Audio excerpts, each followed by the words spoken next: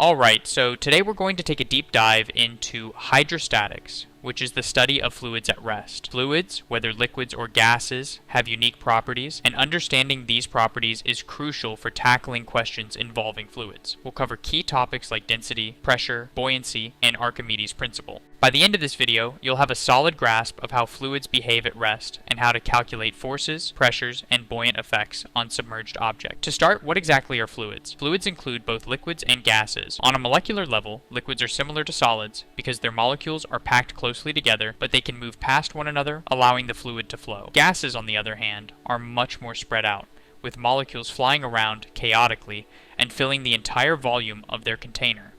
The density of a substance is how much mass it has in a given volume. The formula is density equals mass divided by volume. For example, the density of water is 1,000 kilograms per cubic meter. Another useful concept is specific gravity, which compares a substance's density to water's density. Specific gravity is calculated by specific gravity equals density of the substance divided by density of water. Specific gravity is unitless, and it helps determine whether an object will float or sink in water. A metal block weighs 45 grams and has a volume of 5 cubic centimeters. What is its specific gravity? A. 7.2, B. 8.1, C. 9.0, D. 9.5. Solution. First, calculate the density. Density equals 45 grams divided by 5 cubic centimeters, which equals 9 grams per cubic centimeter. Since water's density is 1 gram per cubic centimeter, the specific gravity is 9 divided by 1, which equals 9. So the correct answer is C.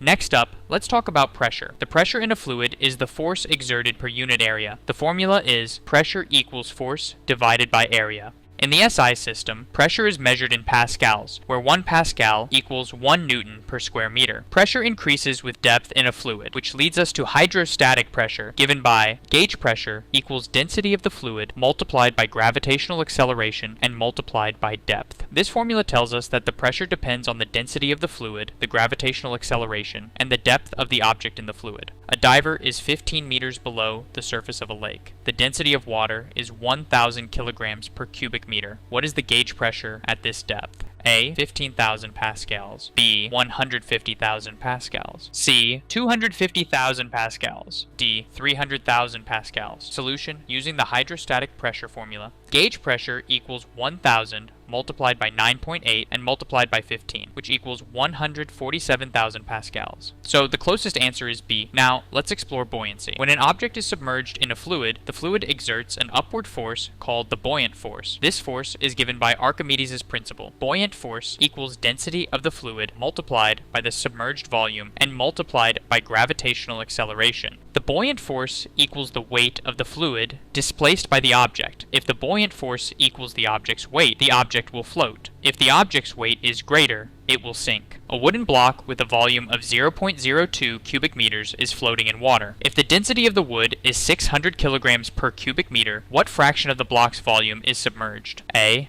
0.4, B. 0.6, C. 0.8, D. 1.0. Solution. Since the block is floating, we use the ratio of the densities. Fraction submerged equals density of the block divided by density of water, which is 600 divided by 1,000, equaling 0.6. So the correct answer is B. Let's move on to Pascal's law, which states that when pressure is applied to a confined fluid, the pressure is transmitted equally in all directions. This principle is the basis of hydraulic systems, like car lifts. The key formula here is force 1 divided by area 1 equals force 2 divided by area 2. This means a small force applied over a small area can create a large force over a large area, which is the secret behind how hydraulic jacks lift heavy objects. In a hydraulic lift, a force of 50 newtons is applied to a piston with an area of 0.01 square meters. If the area of the output piston is 0.1 square meters, what is the force exerted by the output piston? A. 100 newtons. B. 500 newtons. C. 1,000 newtons. D. 5,000 newtons. Solution. Using Pascal's law, 50 divided by 0.01 equals output force divided by 0.1, which gives an output force of 500 newtons. So the correct answer is B. Finally, let's talk about surface tension, which occurs because the molecules at the surface of a liquid are attracted to each other, creating a kind of film. This is why water droplets form spheres and insects can walk on water. The force due to surface tension can be expressed as force of surface tension equals 2 multiplied by surface tension coefficient multiplied by the length of the surface. A liquid film has a surface tension coefficient of 0.07 newtons per meter and forms a thin film across a wire 0.2 meters long. What is the force exerted by the surface tension? A. 0.014 newtons. B. 0.028 newtons. C. 0.07 newtons. D. 0.14 newtons. Solution. Using the formula for surface tension, force of surface tension equals 2 multiplied by 0.07 and multiplied by 0.2, which equals 0.028 newtons. The correct answer is B. Alright, let's quickly recap what we've covered. Fluids include both liquids and gases with unique behaviors at rest. Density and specific gravity help us determine whether objects will float or sink. Pressure in fluids increases with depth, and hydrostatic pressure depends on the fluid's density and depth. Buoyancy is the upward force exerted by fluids, described by Archimedes' principle. Pascal's law explains how hydraulic systems amplify force. Surface tension causes liquids to form droplets and supports light objects. If you found this video helpful, make sure to give it a thumbs up, subscribe to the channel, and share it with your friends. For more interactive learning tools, don't forget to check out King of the Curve for even more practice with fluid dynamics.